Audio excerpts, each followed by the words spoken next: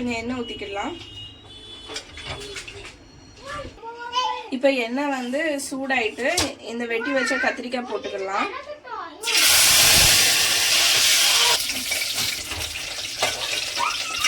கத்திரிக்காய் வந்து வதங்கிருச்சு, ஒரு 50% நான் எடுத்துக்கிடுதேன். இதில் கொஞ்சம் எண்ணெய் இருக்குது, அது கூடவே கொஞ்சம் எண்ணெய் ஆட் பண்ணுறேன். வெந்தயம் போட்டுக்கலாம், கூடவே கடுகு பொரிஞ்சிருச்சு. வெள்ளைப்பூடு போட்டுக்கலாம், போட்டுக்கலாம்.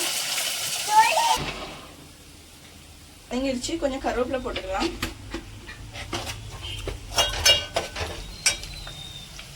அரைச்சி எடுத்துட்டு வந்த மசாலா ஊற்றிக்கிடலாம்.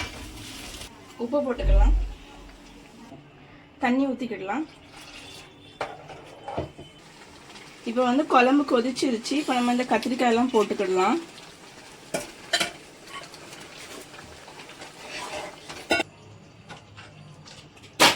பாருங்க, சூப்பரான எண்ணெய் கத்திரிக்காய் குழம்பு ரெடி.